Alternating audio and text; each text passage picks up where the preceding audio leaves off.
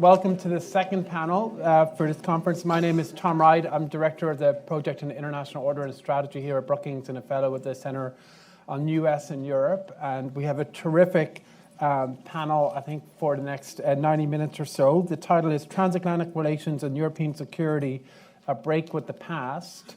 And we're joined by four excellent panelists. We have Ted Bromond, to my right here, who is Senior Research Fellow in Anglo-American Relations at the Margaret Thatcher Centre for Freedom at the Heritage Foundation. He was previously Associate Director of International Security Studies at Yale and is an Adjunct Professor of Strategic Studies at CUSE, just next door. Julie Smith is a Senior Fellow and Director of the Strategy and Statecraft Program. I really love the title of that program. I liked ours, but I think that one's better. At the Center for New American Security. Julie's also Senior Vice President at Beacon Global Strategies, and she was previously Deputy National Security Advisor to Vice President Biden.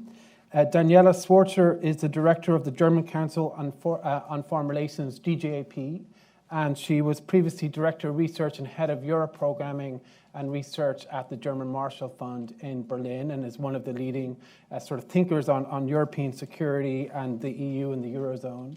And then Kurt Volker is Executive Director at the McCain Institute for International Leadership. He's also a non-resident Senior Fellow at the Center for Transatlantic Relations at CUSE, and he's a former U.S. ambassador to NATO during the George W. Bush administration. So welcome all and thank you. And I think we'd like to keep this as sort of conversational as possible, and we'll stop at about 25 minutes or so for a discussion with you all in the audience. But Kurt, I'd like to start with you because one of the really striking things about the Trump administration in the first 5 weeks is sort of the different messages coming out of the administration. You know, the president, Steve Bannon and others have a particular sort of point of view. They've been very critical of the EU. They sort of said certain things about alliances. You know, Trump has a long sort of record, obviously, of being saying nice things about Vladimir Putin. But then at the same time, you've seen him appoint quite a lot of people who have very strong track records in transatlantic relations. Secretary Mattis, Secretary Tillerson said the right things in his confirmation hearing, and now General H.R. McMaster. So could you help us sort of try to make sense of these, what would connect the dots? I mean, is there a common sort of coherent message, and how should we really think about understanding what the signals are from the administration in the first 5 weeks? Great. Thank you, Tom, for having me here. Yes, can you hear?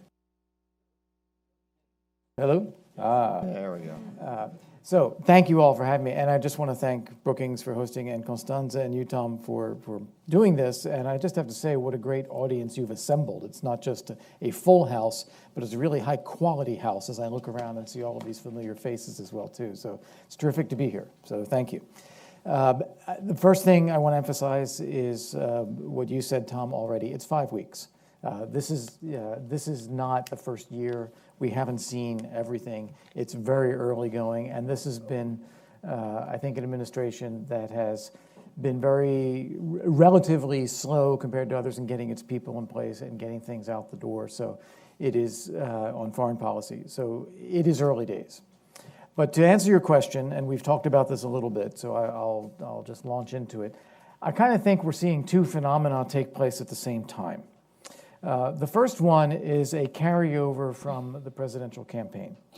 This was a campaign that was about a populist movement that Donald Trump was able to assemble, taking on an establishment in Washington. And it was as much against the traditional foreign policy elite and traditional Republican Party and traditional Democrats as it was against Hillary Clinton herself as a candidate. It was an effort to overturn the tables and start over. So that kind of populist campaign has continued on. And remember, one of the things that now President Trump did very effectively during the campaign was get into the media, control what was going on in the media. He was shaping the dialogue, what people were talking about. He was communicating directly with his own voting base. He was running a very different kind of campaign, and one that turned out to be better than the ones that the traditional political parties were able to assemble, whether it was in the primaries or the general election. So I think there is a deliberate desire on the part of the political side of the White House, including the president, to continue that direct dialogue with voters and his voting base, to continue that type of messaging, to maintain that fervor about change and changing the establishment in Washington. And that's why I think we've seen a lot of the things that we've seen, including the rally last weekend in Florida, or some of the tweets and the press conferences. It's continuing that campaign. At the same time, and this I think has been understated, there has been a very professional process going on, first in the transition and now in the building of administration, of vetting and selecting people and choosing good people to fill the right jobs. I think if you look at the national security team that's there, you mentioned this, Secretary Tillerson, Secretary Mattis, Pompeo at the CIA, obviously the Vice President, Pence, Dan Coates is the DNI. We now have H.R. McMaster as the National Security Advisor. This is a very, very solid national security team.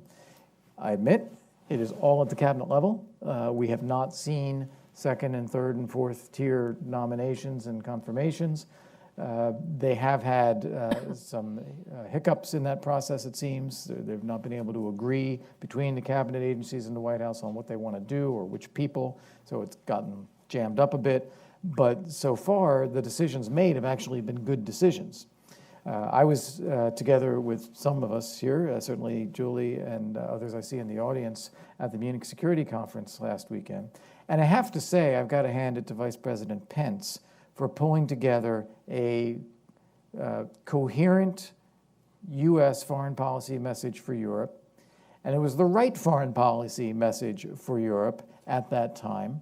And it was consistently delivered by Secretary Tillerson at the G20 in Bonn, by Pence himself, by Mattis, by Kelly, Secretary Kelly for Homeland Security. So it was actually very impressive to see where there was a lot of questioning about the U.S. commitment, U.S. role. Are we supporting NATO? Are we tearing up NATO? What about the European Union? Do we support Europe? What about Russia? What about Ukraine sanctions?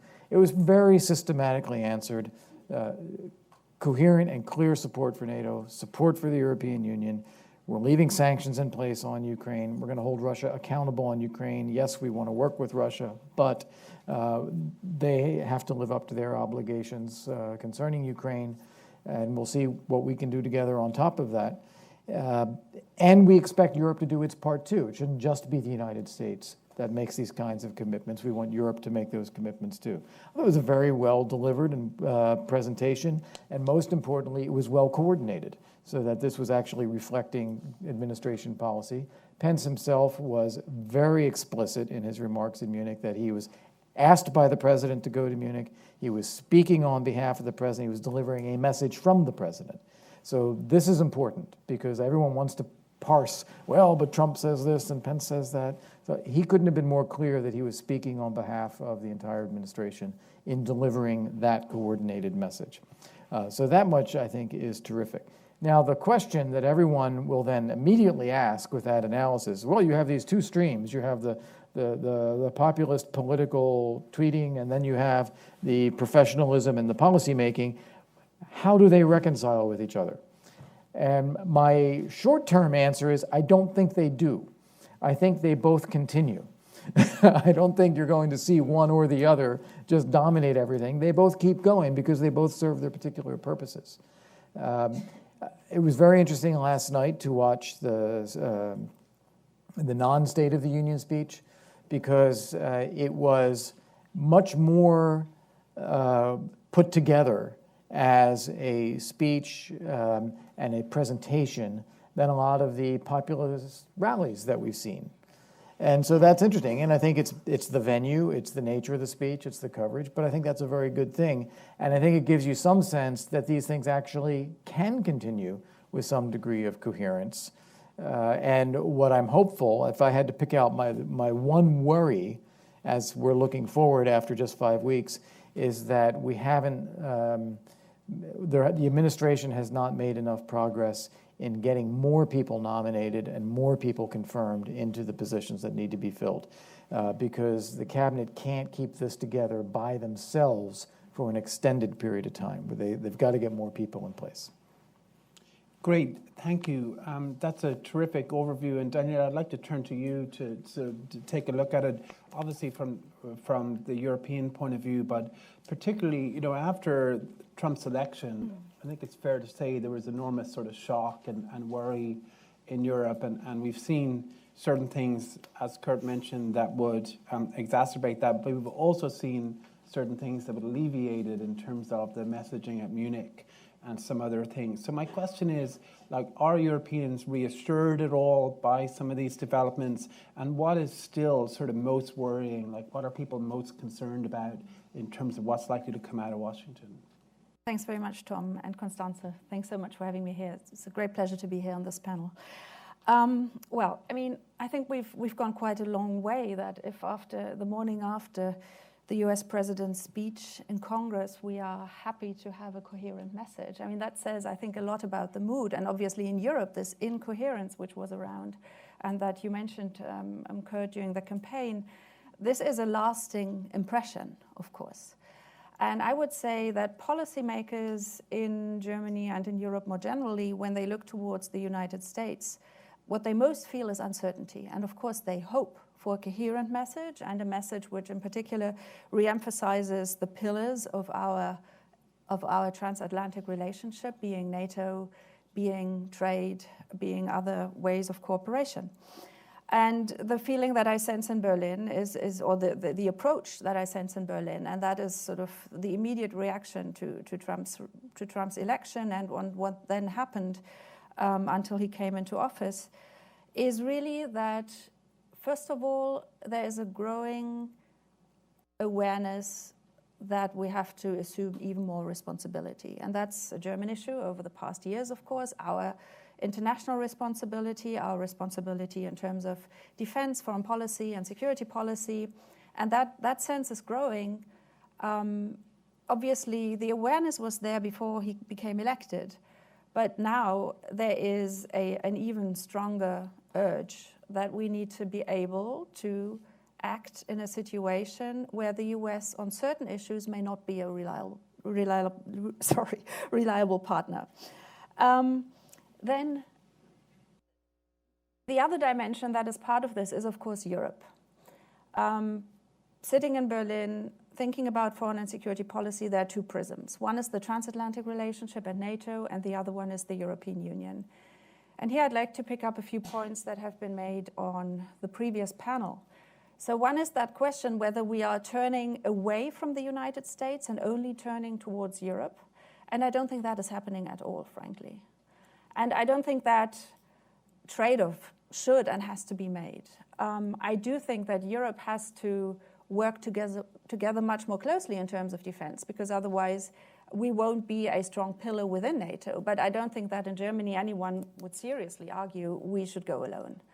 So I think that's sort of an important continuity in the discussion. But what I would say is that what has happened in Washington over the past month has created I'm not saying completely new debates, but has triggered a lot of dynamic.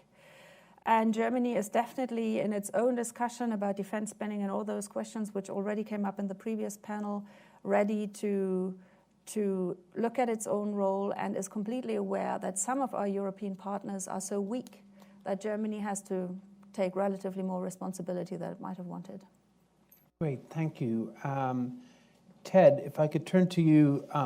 When Theresa May was over here and she had a meeting with President Trump, one of the things she said was that that Britain needed a strong EU even after it left, right? It sort of got lost in the messaging a little bit, but she did mention that. And you wrote a piece, co-authored a piece that got quite a lot of attention, I think, in terms of thinking through maybe what the Trump administration might say or do on Europe. And amongst the recommendations was that the US should sort of rethink its support for the EU, that it may not be in US interest. So I was wondering if you could just tell us a little bit about that, maybe about the rationale, whether or not you think the Trump administration will take a different view of the EU and why we should sort of welcome that rather than being concerned about it.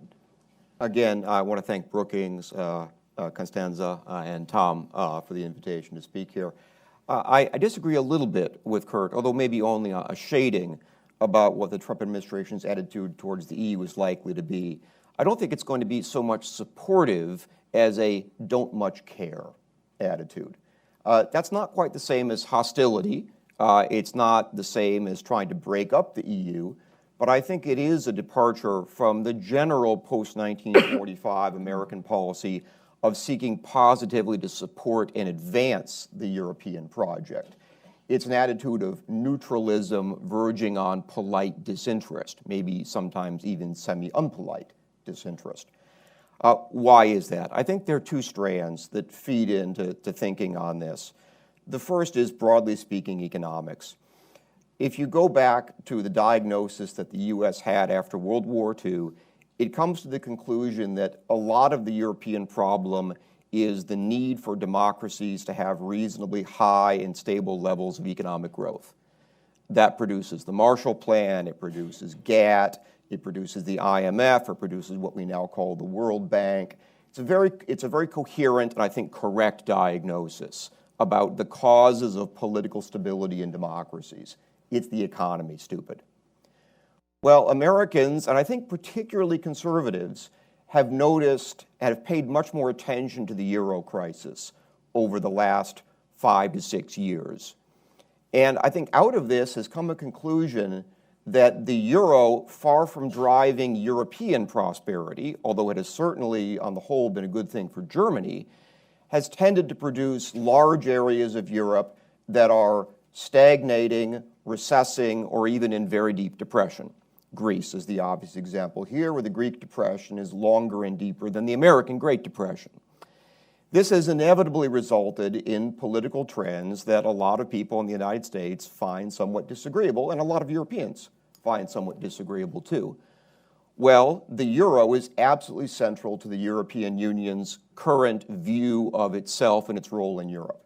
So if you're skeptical about the euro, that leads very naturally to skepticism about the European Union. Second, there's a security point. We've already heard, and I agree entirely, that the American desire was for a strong, parallel European pillar.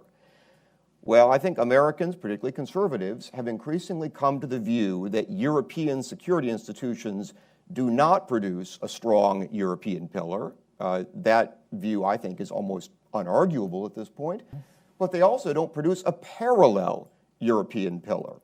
It's hard to read statements by EU leaders, Juncker and Tusk in particular, over the last few weeks, without seeing in their advocacy of more European cooperation on defense, which is not inherently undesirable, but without seeing in those comments a desire to build a pillar that is clearly very separate from the United States. I was very struck when Donald Tusk classed the United States with Russia and China as places about which the EU must be concerned. I'll just give Mr. Tusk a hint. If you want a strong American commitment to Europe, that's not the way to go about it. So Americans have looked at the devolving security situation in Europe, and on the right, you have skepticism about what the EU is contributing in a positive way on security, and you have the very traditional, going back to President Eisenhower, argument that Europe should spend more so we can spend and do a little bit less. Those are different arguments, but they end up coming to the same direction. Skepticism about EU foreign and security policy. And you heard a lot of that skepticism repeated in the first panel today, that there really is not a whole lot of there. My deepest concern about EU security cooperation, I share the sentiment that they focus too much on security and not enough on hard power, which is what we need right now. My biggest concern is that when Europeans talk about European security cooperation, it feeds the dynamic in the United States that Americans hear, great, problem solved, so we can go home. Right? They don't hear, hey, the Europeans are getting their act together, so therefore we're building a stronger transatlantic relationship, it feeds the sentiment, which is as old as President Eisenhower, that more European cooperation is a substitute for American involvement. So it legitimates us doing less. I don't think Europeans really have a strong grasp of the way this dynamic plays in the United States. You say one thing and we tend to hear another, or at least that's the way it plays in the system. Because after all, what have we done in Europe since the end of the Cold War? As European security cooperation has supposedly increased, our forces have dropped by 90%. Now, some cuts were undoubtedly warranted after the end of the Cold War, without question. But in my view, this process went too far, and one reason it has gone too far was because we believed that we could hand off our security responsibilities in Europe, which I take very seriously, to an increasingly more integrated Europe. That process has not worked. And we now have the worst of both worlds. European security institutions that are institutionally weak and underfunded, an American military and security commitment which is far weaker than it should, and tendencies on both sides of the spectrum pulling the United States and Europe further apart because of policies we've been following over the last 25 years. At the heart of most of those policies is the European Union. I therefore think that at the end of the Cold War, the United States should have reassessed its policies, stopped supporting the European Union, and returned to an approach of neutralism towards Brussels and strong support for NATO, which is the only reliable instrument for the fundamental thing the U.S. cares about in Europe, which is security. Thank you. Julie, in terms of what we've heard so far, but also more broadly, I mean, are we headed for a transatlantic split that is arguably sort of greater than even 2003, 04, or will we sort of muddle through, helped by sort of the reassurance of the cabinet and the recent messaging? Well, first, thanks to you, Tom. Thanks to Constanza and Brookings for hosting us today, and thanks to all of you for coming out for these discussions. On the question of kind of where we're headed, I mean, I'm with Kurt in the sense that these are early days. We don't exactly know yet what the administration plans to do vis-a-vis Europe. We have heard two schools of thought to date. We know that the cabinet members have been out in Europe saying many of the right things, many of the things you would expect to hear from any future president in the United States. But we also know that we have Bannon sitting inside the White House that doesn't necessarily share those views, that has more skepticism about the utility of the international system, that wants to value many of our relationships with our European allies through a more transactional lens, and believes that somehow we're getting a bad deal by the investments that we make in the transatlantic relationship. And so the $64,000 question for all of us here today and for our allies is, ultimately, which view is going to prevail? Or, as Kurt noted, will we just kind of continue down two tracks where the president will occasionally tweet something a little more provocative and more in line with the skepticism that you see represented by Bannon and company through the Strategic Initiatives Group? Or will we see trends, particularly as deputies and undersecretaries and assistant secretaries arrive on the scene, more in line with what you would expect from, say, centrist Republicans or even many Democrats for that matter. But let's say, for the sake of argument, that we end up with the latter, that the administration starts to coalesce around some of the remarks we heard last night.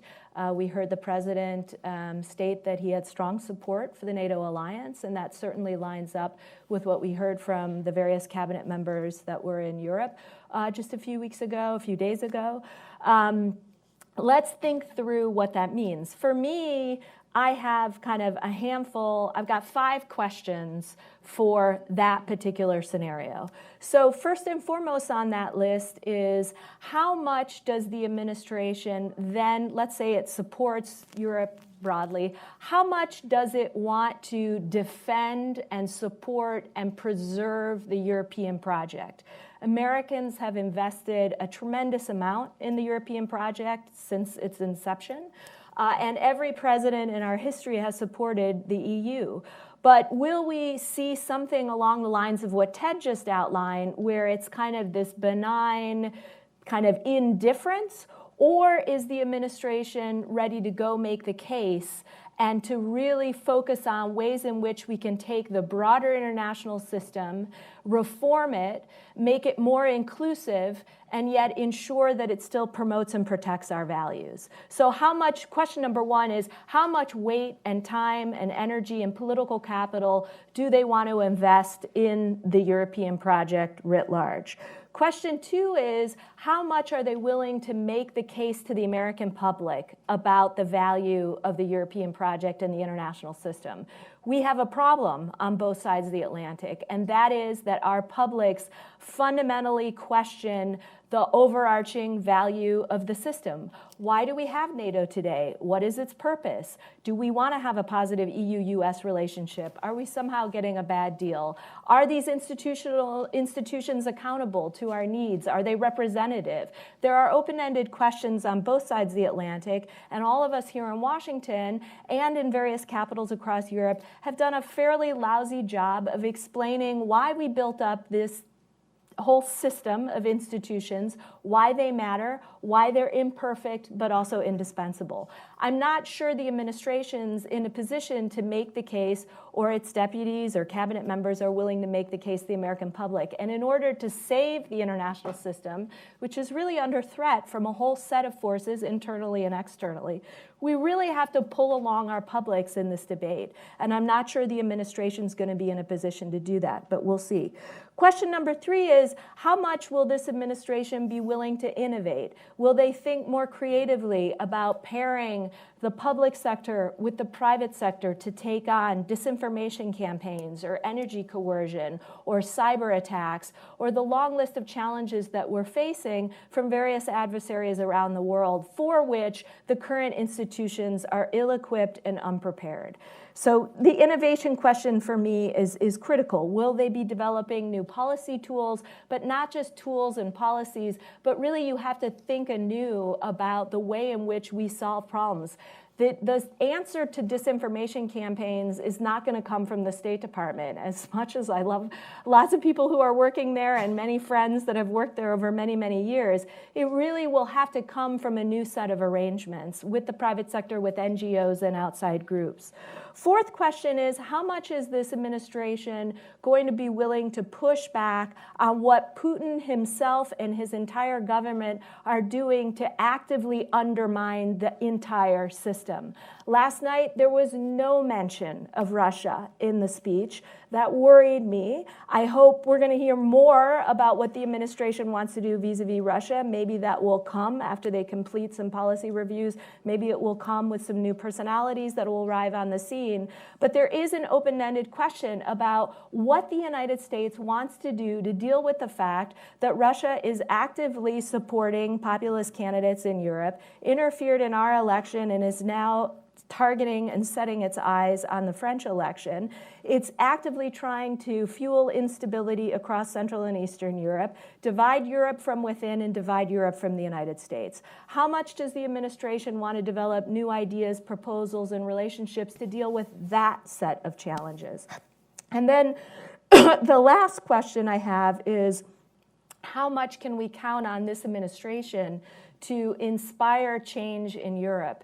Europe, despite what Federica Mogherini tries to tell us, I believe is in crisis and is really struggling under the weight of weak economies, counterterrorism challenges, Brexit, pressure from Russia, the list goes on and on.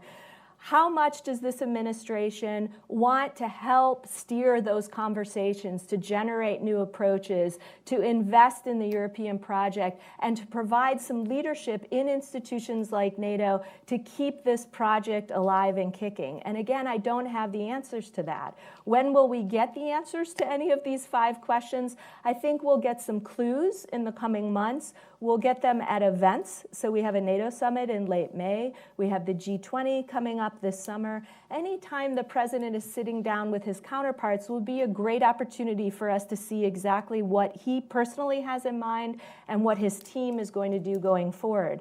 And then secondly, as Kurt noted, as some of these appointments are made, we'll be able to draw our own conclusions based on who the Deputy Secretary of Defense, Deputy Secretary of State, undersecretaries are, assistant secretaries, and how active they are on the scene more broadly. And then lastly, I'll say, certainly, as it always happens, a crisis awaits us in the coming weeks and months, something none of us in this room are thinking about. And when that happens, as it inevitably does, this team will be tested, and I'll be interested to see how much it turns to the transatlantic partners, institutions, ad hoc arrangements, coalitions of the willing.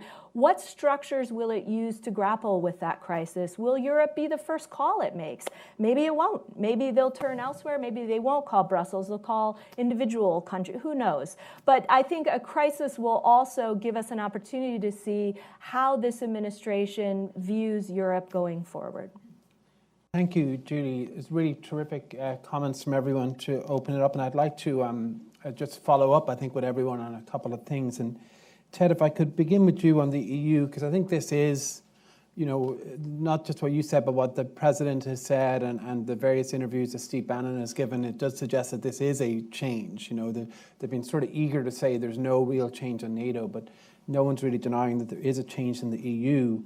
And so my question is, you mentioned on the economic aspect, the part I don't fully understand is if, Britain is not in the euro, so when it leaves, the euro is intact. But for any other country to leave, essentially, as you acknowledged, involves a dissolution of the euro. And no one has figured out a way in which to dissolve the euro without a financial crisis. I mean, the reason why Greece stayed in the euro was not because they liked it, it was because they were worried about the consequences. That's why Geithner and Lou sort of intervened from over here. So, I guess my question is, what's your answer to how to prevent a financial crisis if the euro falls apart? I mean, why should the US be disinterested if the dissolution of the euro could cause a repeat of 2008-09? All of the money that Germany centrally has given to Greece and the other Mediterranean countries, but especially Greece, will never come back. That money is gone. It will never be repaid. There will be another crisis. It might happen in Greece. It might happen in Italy. It might happen in another country. Sooner or later, the Germans are going to realize that a very large share of their national income has been given away for the purpose of kicking the euro can down the road. When that happens, there will be a reckoning to be paid. It would have been better if that reckoning had been paid much earlier. There is no easy answer to the question that you raised, because when you're in a situation like this, every option is terrible. But the longer we continue this process of not just the euro, but everything that is associated with it, the fundamental problem, in my view, in Europe today is slow growth. Bad economics makes bad politics. We saw this in the 1930s. We're seeing it again now. When you have nations in Europe that have had no growth for 20 years, you are almost inevitably going to have bad political consequences from it. So there is no good answer to this. But I would just say one thing. The euro would have worked. We've heard a lot of comments here today about the rules-based international order, a phrase of which I am sick to my back teeth about. And let me tell you why. Because at what point in the history of the euro was it actually based on following the rules that the EU set out? At no point whatsoever. It was a series of ad hoc excuses made for virtually every participant in the euro, one of the results of which is that everyone is now in the soup together. So when people talk about the rules-based international order, my first prescription for the EU would be, then start following your own rules and don't make so many excuses, because we see the results of that 10 or 15 years later on. So you think basically, you do think then that the Prime Minister of Great Britain is wrong to tell President Trump that the US should, and that Britain has an interest in a functioning, successful EU. You think that was a mistaken message or not? I think that's what the Prime Minister of Great Britain had to say, politically. I think it is very true that the UK and obviously the United States has a very profound interest in a prosperous and secure Europe. Question, is that the same thing as supporting the European project? Danielle, if I could, Kurt is the why don't you come in and then we'll go to Danielle. Okay, well, I'd love to jump in on this. There's two topics. This EU one I think is important. Let's come back to Russia later. Yeah, we'll come back to Russia. But on the EU topic, so a couple things. First off, the money that has gone to bail out Greece has already come back because it's basically Germany paying its own banks. But you're going to do it again. Right. But I think You're going to keep on making these transactions. Yeah, but your reckoning is maybe not as dramatic as you played it out to be, because actually they're happy that they did that in a quiet kind of way. The other point I would make is that I think you're right when you say the attitude of the administration will be not one of active support for the European Union as an institution, but rather one of letting Europeans decide what they want. You know, we'll work with whatever they come up with. Yeah. Connected to that is the notion that I do believe is felt by the new administration, that what they experienced as a popular movement against an establishment in Washington is what many Europeans are looking at with an establishment in Brussels.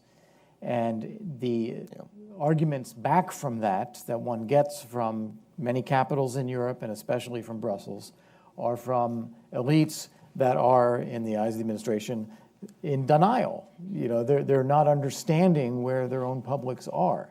And so taking a back seat and letting that sort out in Europe is where I do think that attitude would be. What I think elites in Europe need to do is figure out how to be more responsive to concerns that their publics really have. I don't want to project exactly what that is, but clearly from the Brexit vote, from the Eurozone things that you were talking about, there's a concern about immigration, there's a concern about culture and identity, there's a concern about the economy, there's a concern about jobs lost to newcomers, there's a concern about security and terrorism and what we've seen all over Western Europe with these terrorist attacks. That's what I think governments and Brussels in Europe have not effectively grabbed and communicated to publics. We get it, we're dealing with it, here's how this goes. If they do, then I think there'll be no resistance to the European Union being at the forefront of that. But I also am skeptical that it will be the European Union at the forefront of that.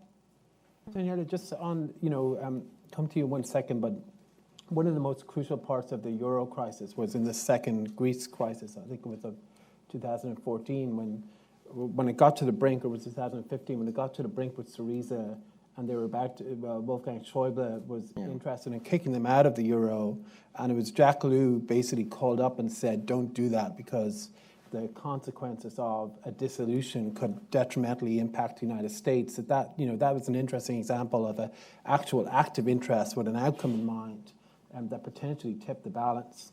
But Daniel, if you could just react to what we heard about the EU, but also, if you had 10 minutes with President Trump or with Steve Bannon, what would you say to them about the EU in particular, about why they should reconsider? I mean, people have been very clear with them on NATO why they should reconsider, but what would you say to them about why they should reconsider their stance on the European Union? Okay, thanks very much.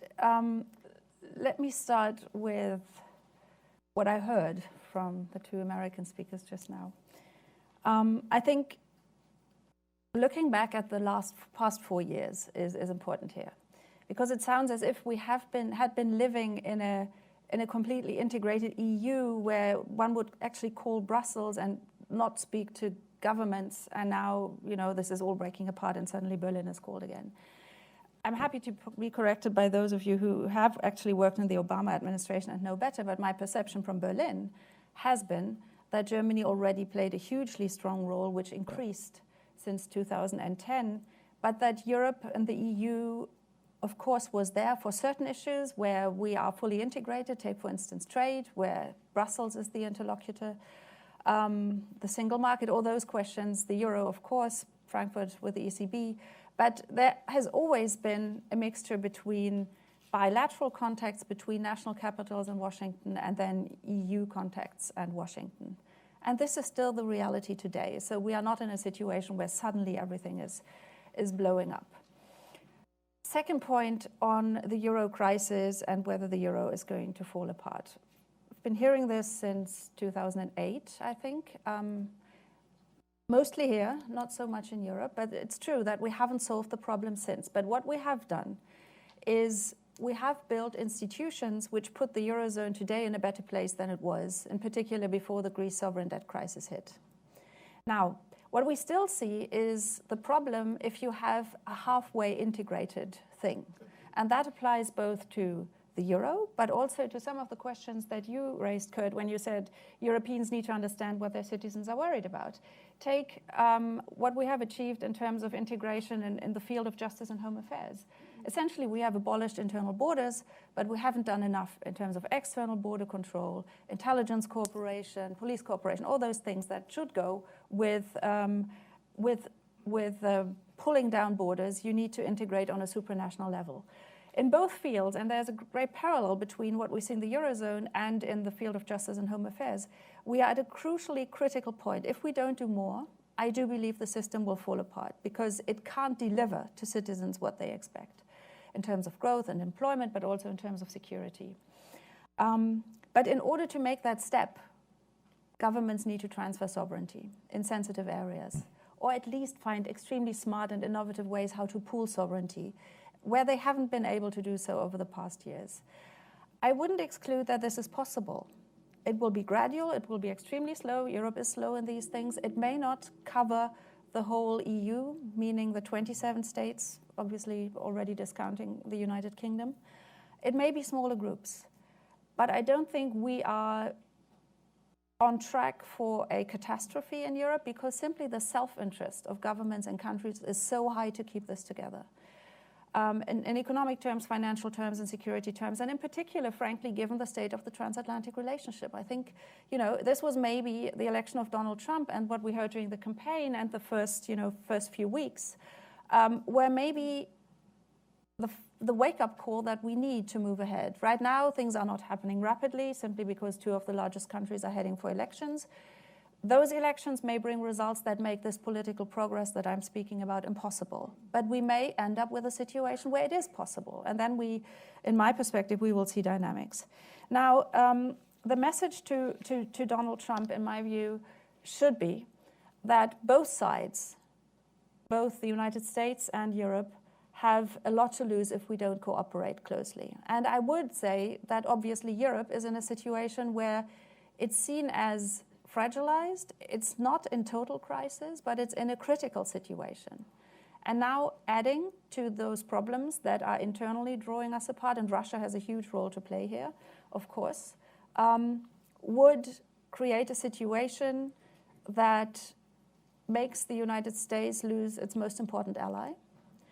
If you look around, sort of take the transatlantic relationship as given and look around in the world, where would you find partners with whom you believe an equally close relationship can be built over time with mutual interests and a shared value base, which of course right now is being debated at some points at least.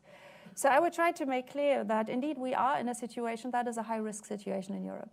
But I do believe that both sides would win tremendously if Europe used the situation to become stronger, maybe reshape itself, reshape Brussels as the institutional hub of the European Union, and relook at the way full membership is being thought about. There will be more disintegration somewhere at some places, but there can also be deeper integration at others. And maybe it's important to point out that Grexit was the issue you mentioned, where the United States took an active position. If you take the European position on Russia and Ukraine, I would say the United States have equally played a very strong role in helping those countries, in particular Germany, to keep the EU together, united on that issue, because there are diverging interests, and Russia interferes a lot in some countries which are more open to actually giving up the sanctions regime. So there are many, many places where I think the United States are important to Europe. Europe has to become stronger, but you know, I see no scenario where the United States would win if Europe collapses. Thank you. Julie, just your reaction to what we've heard so far, but also specifically, I mean, you served in the administration at a time when the United States worked closely with the EU to put sanctions on Iran.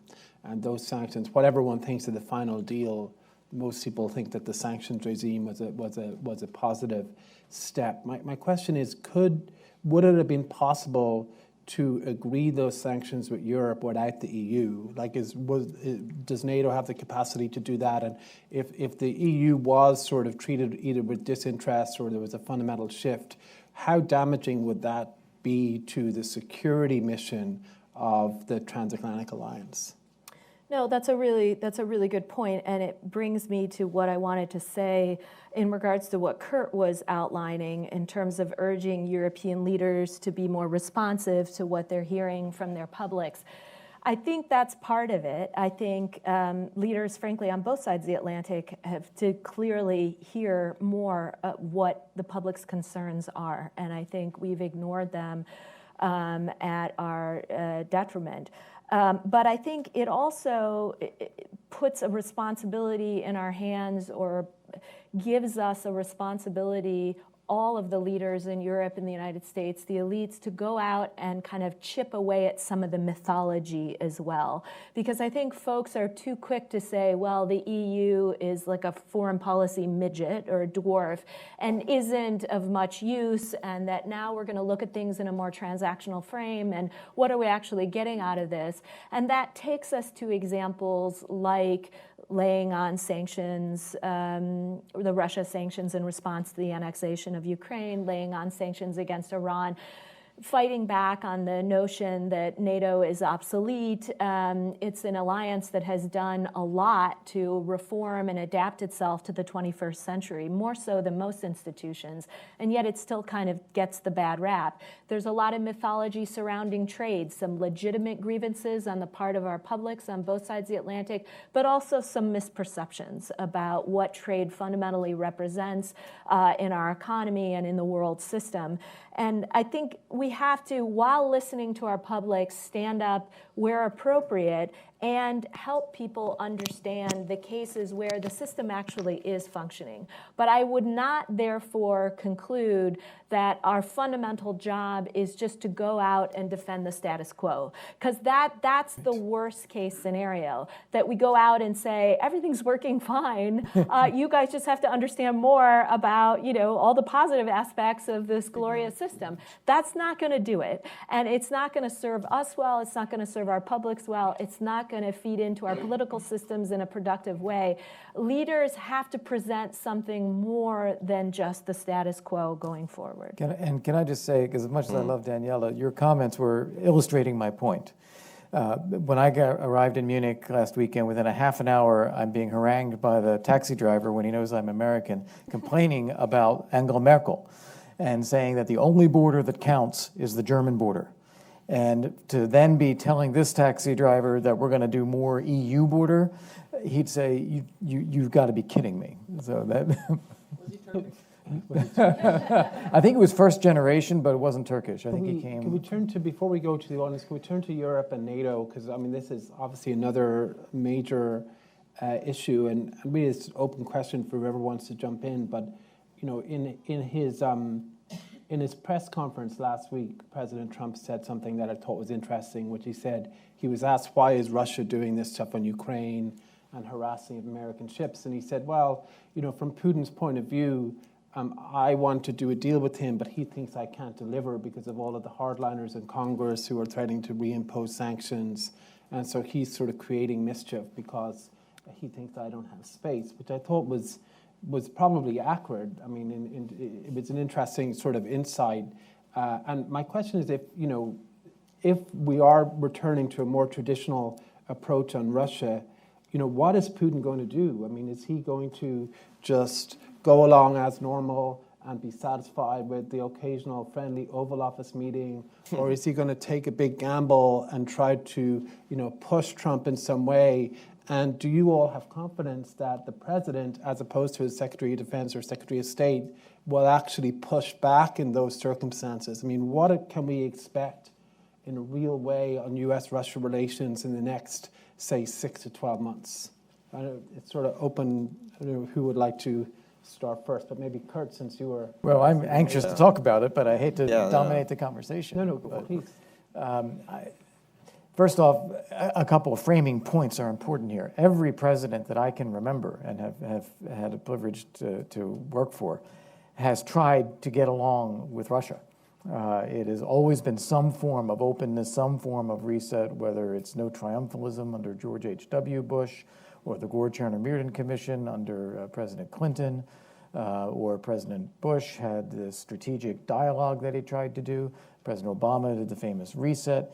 Every single time they have tried, every single time they've been disappointed, not because their predecessors had screwed up and they were fixing it, they were disappointed because of Russia's own behavior. So that's the first thing. I expect that pattern to continue.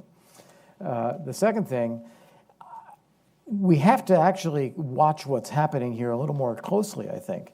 If we remember back to the Obama administration, and I was ambassador at NATO both at the end of the Bush administration and the beginning of the Obama administration. In August of 2008,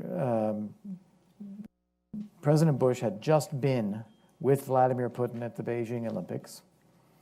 We had just had a meeting of the U.S.-Russia Strategic Dialogue Group in Sochi. And then in August of 2008, Russia invades Georgia. It takes its peacekeeping forces that were there and makes them an invasion force. They even cross outside of those boundaries and are rolling towards Tbilisi. And we have to respond to this. And we do things like suspend the NATO-Russia Council. We have 4 foreign ministers, including our Secretary of State, descend on Tbilisi. We have the President of the European Union, Sarkozy, going to Moscow. We have full court press to stop them and get them to try to go back to where they were before the fighting started. And with a lot of flaws, that ceasefire thing actually happened, but then there's no implementation of the agreements after that by Russia. And we now have a situation where they recognize these territories as independent states and they still occupy them. But despite all of that, the Obama administration comes in and just hits the big red reset button. We resume the NATO-Russia Council. We stop really taking seriously the occupation of these territories in Georgia. We rip out missile defense from Poland and the Czech Republic. So there's a whole lot. Replace it with another. Sorry. Well, that came later. That came later. But the idea here is that there was an effort on the part of the Obama administration not only to reset with Russia, but to figure out what can we do for Russia? What can we give Russia to make them happy, to calm things down? And it didn't work. The Russians still behaved as they do. And in this now, all we have so far with the new U.S. administration is a change in body language, saying we would like to get along. We would love to work with Russia. We don't want to be in a conflict with Russia. But we're not reaching into our pockets to find things to appease Russia with. I mean, that's why Flynn resigned. They tried to lift sanctions and they failed, but they did attempt to. I think there's a whole lot else going on there behind the scenes. But that being said, that's not where we are. And we actually have no offers being made. And I think Putin responding in kind of a probing way, ramping up conflict in Ukraine a little bit, sending out the nuclear-capable cruise missiles, buzzing some U.S. warships, trying to get a rise out of the administration and see where we are. I think we're actually not going to be seeing this quick and an open-ended rapprochement with Russia and the U.S. offering a lot of things. Frankly, I think the administration is waiting to see if Russian behavior improves. And if not, then I think we're going to be very quickly in this kind of cagey managing each other as we have been after the first couple of years of every administration that I can think of. Ted, do you trust President Trump to respond to an act of Russian aggression in Europe? I very much agree with Kurt that we have been at least the last two administrations, and I agree with him really before that, but certainly the last two administrations, have come in both with the best of intentions about Russia. They have both, unfortunately, I think, been fooled by the Russians. I hope that we learn from history and we aren't fooled a third, fourth, or fifth time. But the history of post-Cold War U.S. foreign policy strongly suggests that when it comes to Russia, we are very slow learners. I wish I had an explanation for that. I'm a little bit bereft of one. I would say, however, that I heard many people saying that the time is right for more outreach and showing enthusiasm for dialogue and cultural communications. I would probably want to put a bit of a pause on all that kind of talk. I think the most important thing for us to do with Russia right now is not show that we are willing to have dialogue or cultural exchanges or that we mean well. I think the most important thing is to reestablish deterrence in Eastern Europe and hold the line. Because if we don't do that, all of the other stuff is irrelevant. And I'm just concerned that we've drifted so far away from the core mission of NATO and the core reason why we, the United States, have an interest in Europe, which is territorial security, that lots of talk about the other stuff at this moment in time is a distraction from what we actually should be focusing on. Thanks, Julie. Just general reactions, but also what specifically does the administration need to do to accomplish what Ted suggested, to reestablish or to underscore deterrence in Europe? Is what they've done so far enough, or do they need to do more? Well, I think you could do more. I think that plenty of people in this audience and a bunch of us up here, all of us up here on the stage could make that list in terms of what the next NATO summit could do. But I think fundamentally the administration, my sense is they've got two big goals when it comes to national security: combat and defeat radical Islamic terrorism, and take a more aggressive posture, perhaps get us into some sort of trade war, who knows, with the Chinese. And I think the sense is among some members of Trump's team that Russia can be helpful on both counts. And I think what they're going to learn is that Russia will in fact be unhelpful on both counts. That in fact, so far what we've seen, the strikes in Syria, 80% of what Russia has done in Syria has actually been in areas where the Islamic State is not present, and that they, in fact, don't care to help us. And if they do, we certainly don't have to trade them anything for it. And also, what would they bring? They'd bring air power to a fight where we've got plenty of air power. And then on the Chinese front, I just think they're completely miscalculating the relationship between Russia and China and how quickly you could say, hey, come on over here and join with us on all sorts of exciting things and leave China in the dust. I don't see that playing out that way. So I think they will try extend a hand. I mean, yes, every administration comes in, wants to try and engage. I'm all for engagement. I just don't want it to be done over the heads of our European allies. I don't want Ukrainians to be sold upriver. I don't want to pull out any forced posture in Central and Eastern Europe, and I don't want to weaken deterrence. So let's, the Trump administration is all about, we come at everything from a position of strength. Well, let's do that when it comes to our Russia policy. Let's maintain all of those deterrence measures, come at it from a position of strength, know that we don't need Russia that much on any of these challenges, and that if we're going to find ways to cooperate, let it serve both of our interests in a way that we don't have to give anything fundamentally away. We don't have to promise them that we'll never enlarge the NATO alliance. I mean, the list of what the West could give Russia just goes on for pages, and the list of what Russia could then in return offer to the West, I have a hard time getting past points 1, 2, and 3. I just don't see it. And what worries me about this administration is that they're seeing more on the Russia list than actually exists. Thank you. Daniela, one final question before we go to the audience. We saw in Prime Minister Abe's visit to the United States that he had a close, he managed to develop a close relationship, at least over 2 visits with President Trump. In Europe, it's obviously more complicated. European leaders aren't exactly flocking over to Washington. There's domestic elections in France, Germany, the Netherlands. There's severe domestic constraints. The president is meant to visit Europe for the NATO summit later in the spring. Could you just very briefly just talk to us a little bit about the personal dynamics of this? I mean, this is a guy who views a lot of things through a personal lens, right? So how are these personal relationships likely to unfold? And, are there, I mean, it seems like it's sort of very risky because these meetings could go badly wrong. How worried are people about that? And what's their strategy to try to, for want of a better word, sort of seduce Trump into being pro-Europe?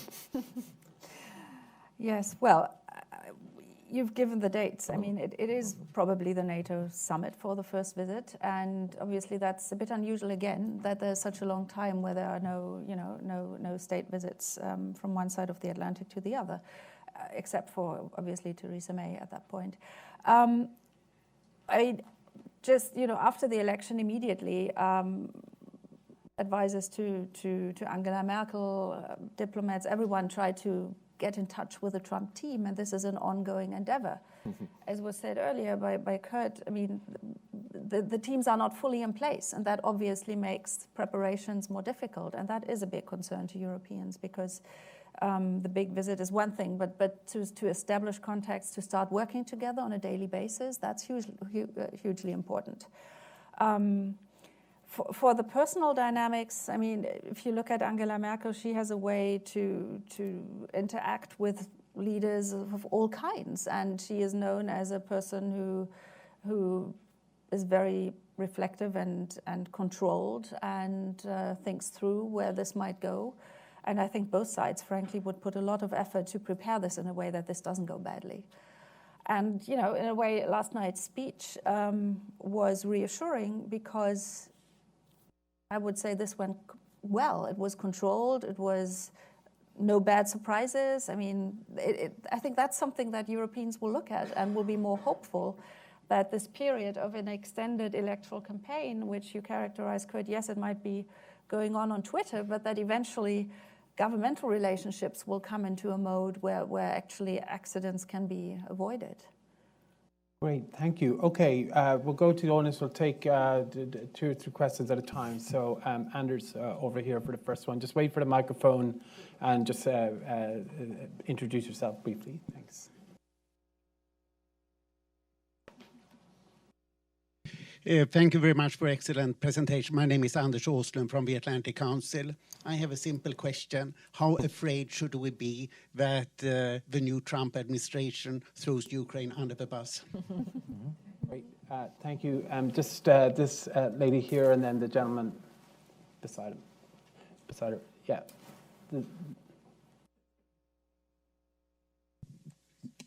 Thank you. I'm Helen Sonnenschein, retired economist from academia. My question relates to something that wasn't even mentioned, and that is the reported cutbacks in the various cabinet positions, especially the Department of State, with the implication that Tillerson is being sort of sidelined to some extent. To what extent does this mean that all these various negotiation and diplomacy will be then dealt with by Trump himself or by the military?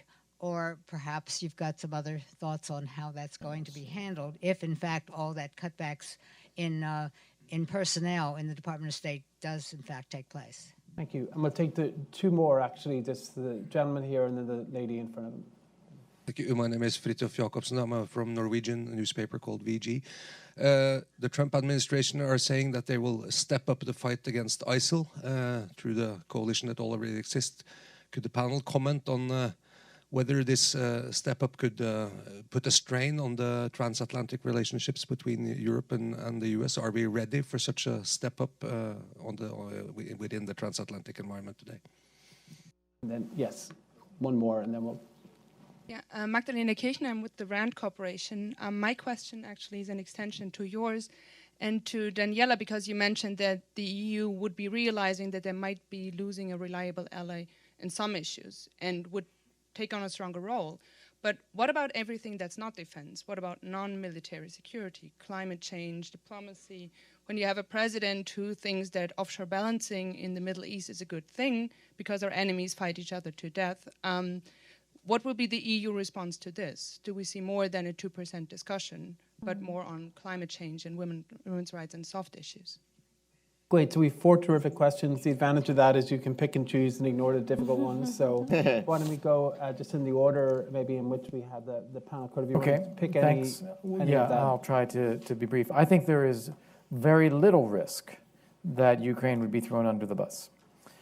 First off, you have the administration coming out already saying that they will hold Russia accountable and that sanctions will remain in place until Russia meets its obligations. So that's already administration spokespeople saying that, the Secretary of State saying that, Nikki Haley saying that, Mike Pence saying that. In addition to that, you have a number of senators saying that they are already thinking about putting into legislation sanctions that have only been put in place by the administration thus far, which would make them part of law and very much more difficult to lift as a result.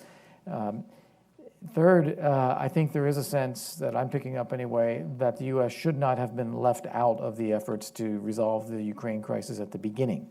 And so depending on how all these questions about who does what gets sorted out, I think in looking at future negotiations on Ukraine, I think you're going to be seeing a greater U.S. role in that. So I don't expect Ukraine to be thrown under the bus. I should also just mention to remind people, Poroshenko has had 2 conversations with President Trump already, and we've had some delegations at a lower level coming through town. I think we're okay there. The other question I'm going to lump together and just answer it in one way, because I think it gets to this question again as to what happens. First off, I see this throwing out of a number of a 37% cut to state and AID as the left hand, as I described this phenomenon. It's the throwing it to the popular movement, the voting base, saying, we understand we're not going to do all this foreign aid, we're spending too much on other countries, we should be focusing at home, we're going to cut this stuff. Is it realistic that we're going to have that size cut in our State Department AID budgets? I don't think so. Many senators, including McConnell and Corker, already came out yesterday and said, that seems a little steep to me. And I think that means we're not really going to see that. So it is, again, this parallelism of the sloganeering on one side and the reality that's going to fall in place in another. And then when it comes to ISIS, which is then related to that, I think there's a great welcome for people to do more in the fight against ISIS in whatever form that's going to take. It'll just mean having a little bit more time to put together our own goals and then figuring out how we can work with others to fold into that. But I do think it's one of the top priorities, and it is something, if I were a European foreign minister visiting Washington, I would be talking a lot about. Yeah. So reassuring what you say about Ukraine, I think from a European perspective, if the United States changed positions, it would be extremely hard for the EU to keep up its approach to its eastern neighborhood as it stands right now. And we would at some point see a shift from an idea of helping transition and supporting transition to just privileging stability in that region. And that would be, going away from our initial goals and declared, policy objectives. ISIL, I think Europeans are simply waiting to hear more. And the Munich Security Conference in that regard wasn't very sort of enlightening. So the administration still needs to spell out how it wants to go out about the fight against ISIL. Obviously, from a European perspective, there are 2 concerns. One is Russia, so that, for the sake of some cooperation in the fight against terrorism, there's a deal, as Julie said, above the head of the Europeans on other issues with Russia, and that would be very bad. So I think that the primary objective here for the Europeans is to engage in that discussion as early as possible. And the second concern is that the US approach could be overwhelmingly a military one, while the European approach to the whole region of the Middle East is, of course, balancing, military approaches, but also other tools. And that's probably one of the strengths that the EU can then bring. And again, I think it's very important for Europeans to wait and see what comes out of DC, but at the same time, step up our own efforts and think through what we are willing to do, whichever way the decision goes here, and be an interesting partner to be engaged in that discussion. Final point on the soft issues.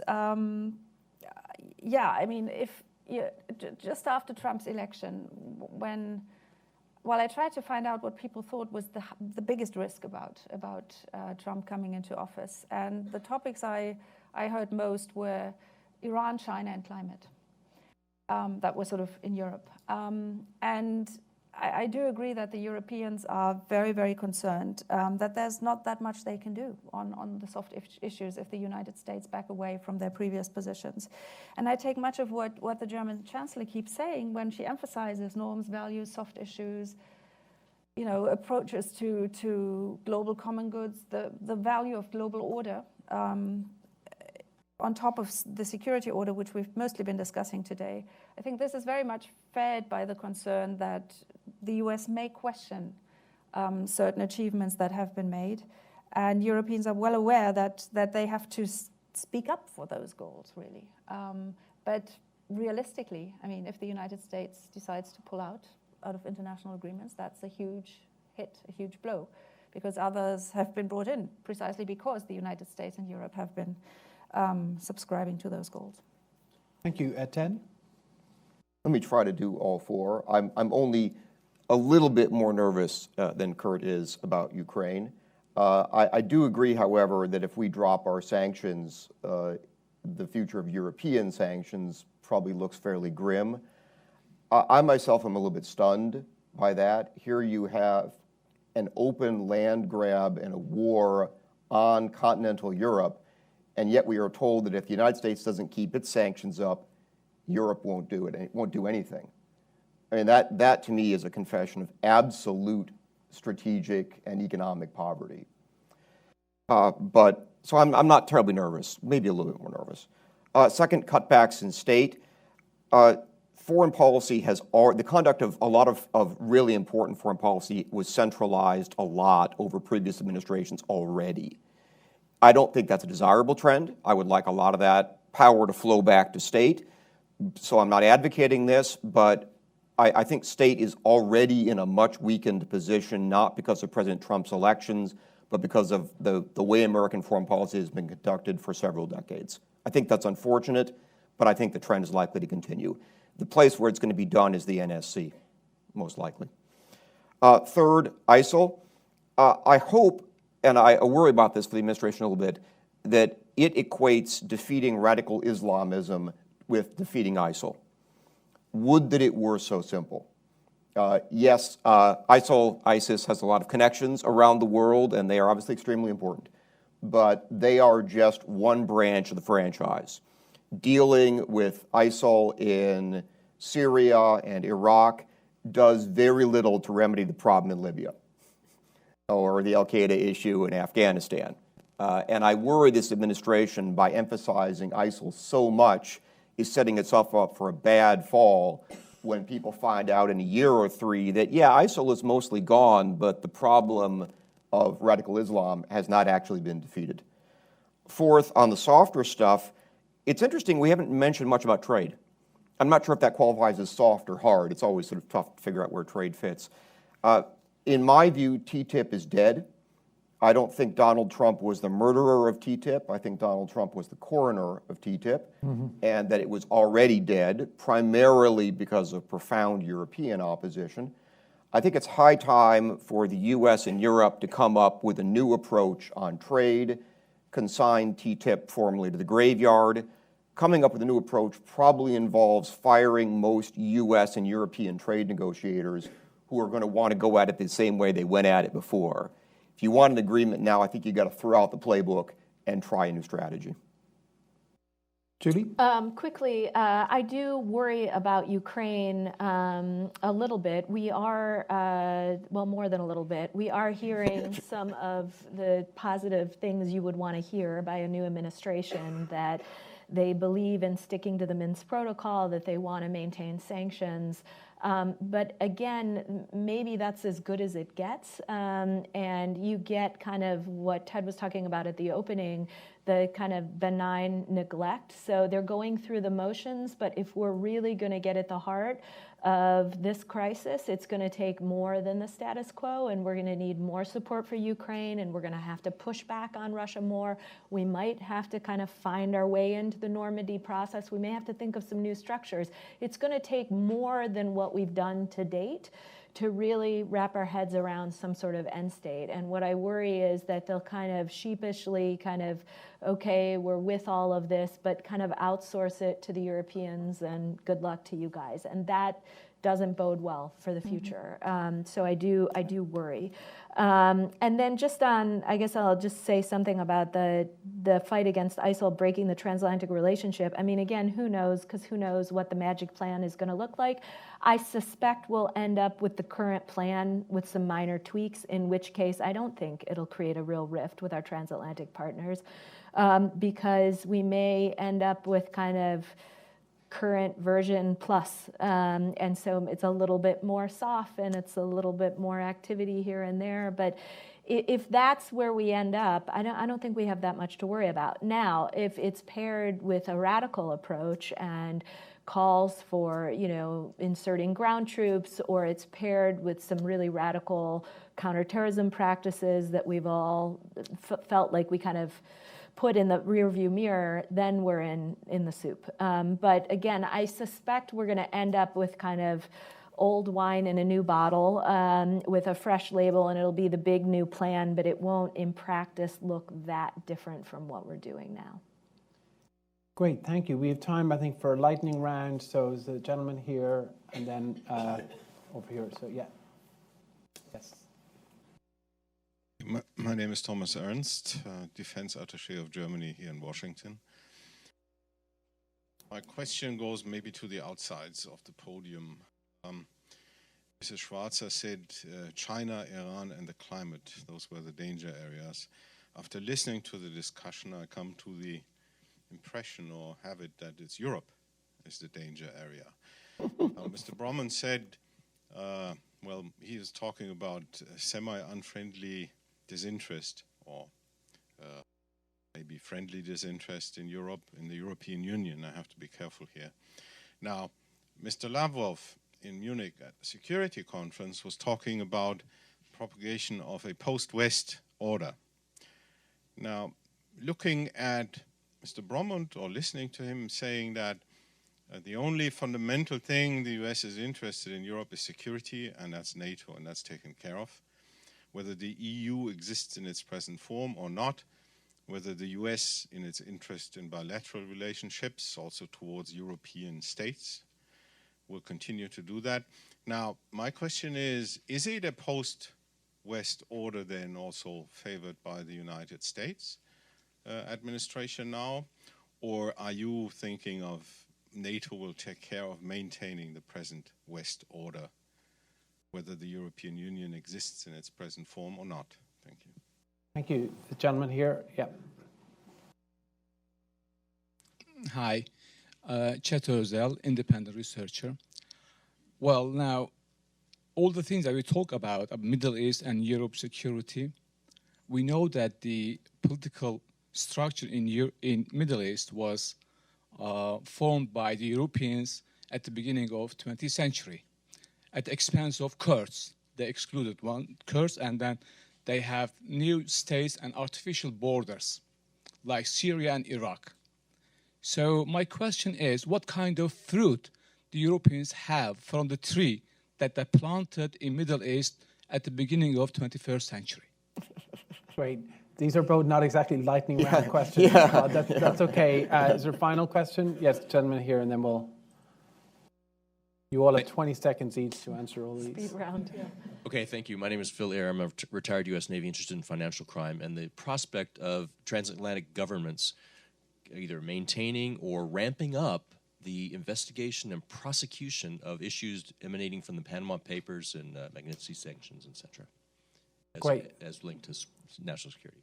Thanks. So we have a lot on the table there. That question, the post-Western order and the Middle East, and sort of European legacy in the Middle East. So maybe if we go in reverse order and just take, 60 seconds maybe each, but just closing thoughts. It can be on those questions. It can be more general.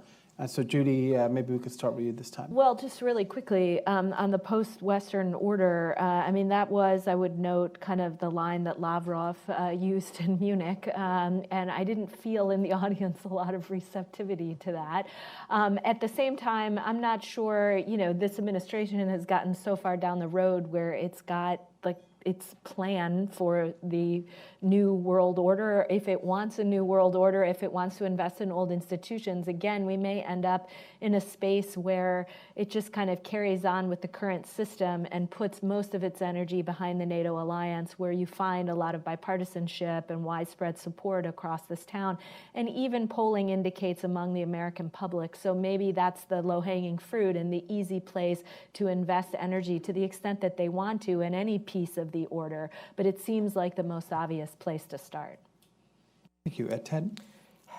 Well, I have to sort of address the post-Western order question with all due respect to the Kurdish people and financial crimes.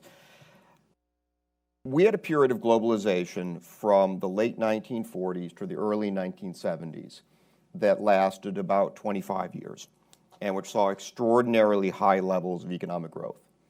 We then had a period of crisis from the early 1970s through the 1970s, even into the 1980s, symbolized by the collapse of one of post-World War II core institutions, Bretton Woods. Doesn't exist anymore. A lot of the other institutions were reconfigured during those years. We then enjoyed, from the end of the Cold War, about another 25 years of somewhat less satisfactory economic growth, but still fairly remarkable achievements. We are now in another period of crisis. We've been here before. It was the early 1970s. Some of our existing institutions today will not survive, just as Bretton Woods did not survive. Some of them will be reconfigured. There will be a couple new ones. I don't know which ones those are. I profoundly hope one of the survivors is NATO, and I profoundly suspect that one of the, at best, reconfigurers is the European Union. Regardless of whether I'm right or wrong, though, I think we are in the middle of a secular generational change in international institutions, driven basically by the fact these institutions have drifted out of touch with political, social, and economic realities that have emerged over the last 25 years or so, just as they did in the 1970s. Thank you. Daniela? Yes, I'll pick it up right there. Although the question was asked to the Americans, but still, I think we shouldn't think that if we don't engage for the global order, it stays as it is, because the challenges don't only come, obviously, from Washington, as we discussed today, whether they do or they don't, but they've been going on for a while, and global power shifts, the rise of Asia, rise of other emerging countries, all that has put some question to the existing institutions and rules that have been constructed after the Second World War. I think the big challenge is that Europeans and Americans, but with those partners who are increasingly important, engage in the discussion what that next order or what the next development phase of the order could look like. And my concern is that if we only focus on each other, we miss out on parts of the world that will be extremely important to that future order. Last point, maybe on trade. I think there are real concerns to be had. If you read the reports out this morning about Trump's potential approach to the WTO, we may see more bilateralization, more regionalization, both in trade, both in financial institutions. There are trends underway, but any move that the Trump administration makes on these things will be crucial for us as Europeans as well. Thanks, Kurt. I think what's interesting in these questions, and particularly from our German friend here, is the difference in perspective between where this administration is coming from and the ideas behind it, and where some of European elites are coming from and their ideas. I say that because the notion here, which this administration represents, is that our leaders and our institutions have been failing us, and we need to fix them. And I think that is something that is perceived about the West generally as well. our institutions and our leaders have been failing us and we need to fix it. So rather than saying this is an anti-West or a post-West vision, it's just the opposite. It's one of saying this stuff is not working. And to the extent the West is equated with the current functioning of the EU as an institution, is actually, in that perspective, sinking the West. And instead, the EU needs to get with it and figure out how to improve itself and be responsive to the needs of people and effective in its international actions so that it isn't failing like a lot of our other leaders and institutions are seen to have been doing. That's the difference in perspective. And I hope that they kind of converge over time. That obviously, for those of us who follow this for many, many years, yes, the ability of European states to be integrated with each other economically produces prosperity. To do so in borders and security issues produces a common space. To be able to contribute to security, that's terrific. The U.S. is not a member of the EU, so we can't be of it in the same way that we are of NATO. NATO, we're all sitting at the table together. So I think when we look at a transatlantic community in a West, the American perspective will always be to think of that as NATO is the body that binds us together on security. And it's really, as I think we talked about earlier, really up to Europe to figure out how it's going to address its own challenges, from the economic to the political to the security, the institutional. And I don't think there's any ill will in that. In fact, I think just the opposite. I think we're anxious for this to happen because we are fearful of what will happen with the West and with us if it doesn't. Thank you, Kurt. Thank you to all of the panelists. Thank you to Constanza for putting together a really terrific conference today, and to the Center for US and Europe. And thank you all for coming. I know we have plenty of material to talk about for the next 4 years easily. So that's I guess some upside. So as we contemplate all of these challenges in the relationship. So with that, we're adjourned. Thank you very much. Thank you.